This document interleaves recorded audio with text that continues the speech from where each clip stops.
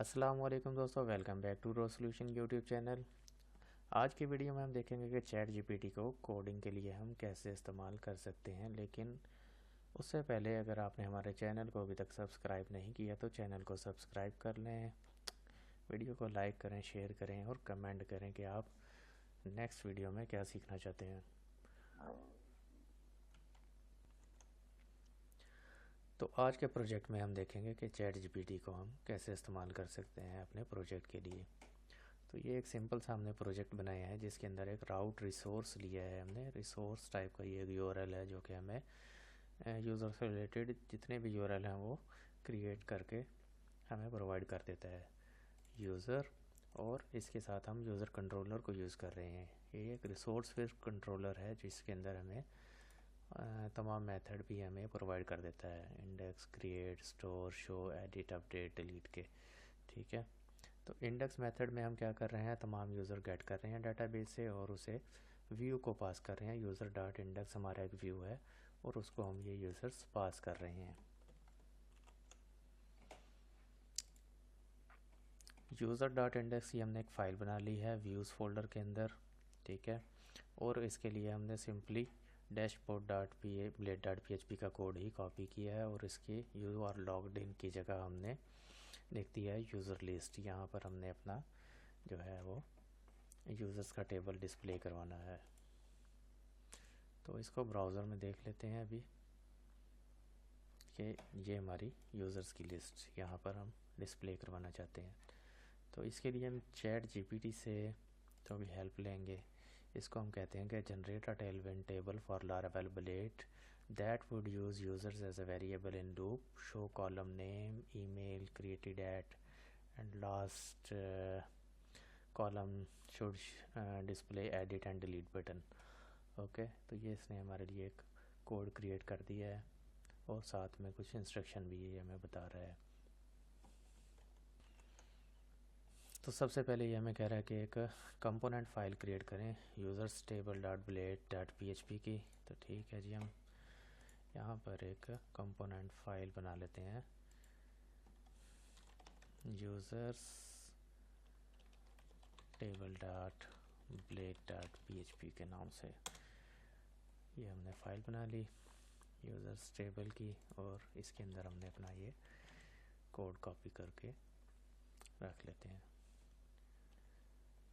उसके बाद this table component include, अच्छा ये क्या क्या है इसके अंदर वो बता रहा है। उसके बाद हमें ये कह रहा है कि आप इसको इंक्लूड कर लें जहाँ भी आप इसे यूज़ करना चाहते हैं। तो हम यहाँ पर यूज़ करना चाहते हैं तो ये हम यूज़ कर लेते हैं इसको और चेक करते हैं ब्राउज़र में।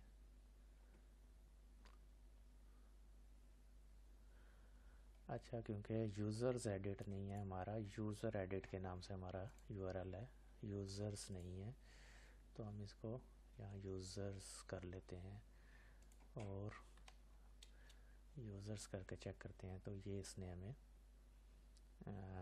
बना दिया है डेटाबेस, सॉरी टेलविंड में एक टेबल बना दिया है जो कि हमें इस तरह से डिस्प्ले हो रहा है।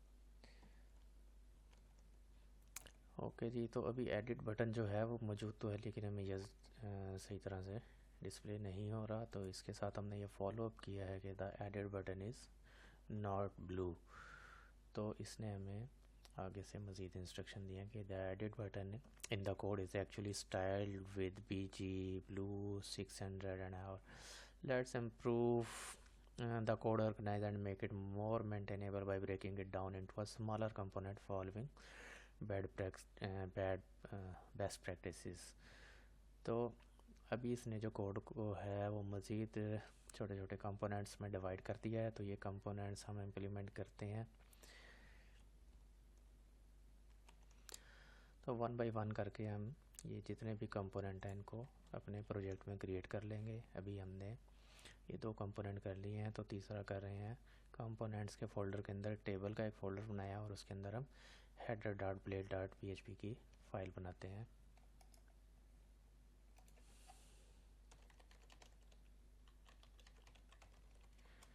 और उसके अंदर ये कोड अपना हम पेस्ट करके सेव कर देते हैं।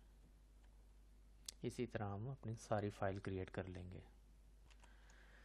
तो ये जी हमने अपने सारे कंपोनेंट क्रिएट कर लिए हैं। इसके अंदर हमारा एक ये जो इसने टेबल्स के कुछ कंपोनेंट क्रिएट करवाए हैं हमारे साथ, और बटन्स के प्राइमरी और डेंजर बटन, और एक यूज़र का कंपोनेंट हमने क्रिएट कर लिया है। उसके बाद कंपोनेंट्स क्रिएट करने के बाद हम इस कंपोनेंट को यूज़ करेंगे अपने, और देखते हैं जी क्या चेंज आई है हमारे स्टाइल में।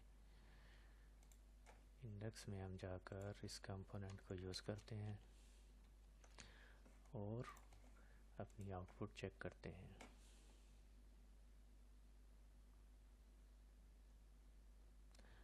Unable to locate users dot table, users dot table हमने किया है कंपोनेंट users dot table,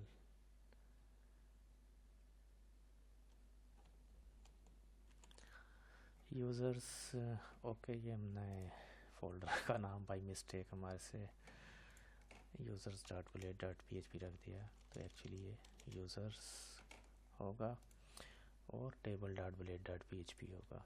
इसको फिक्स करते हैं और चेक करते हैं।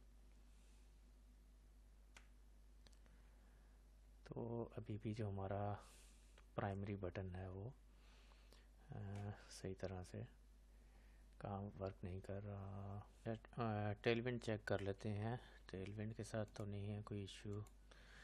हम यूज़ कर रहे हैं ऐप लेआउट, तो व्यूज़ में जाके देखते हैं अपना app layout, resources, CSS, app dot CSS app dot CSS Tailwind तो है। तो हम अपना डेव सर्वर रन करके देखते हैं। npm run dev करते हैं, वाइट को हम रन कर लेते हैं। तो अभी जाके हम चेक करते हैं, पेज को रिफ़्रेश करते हैं।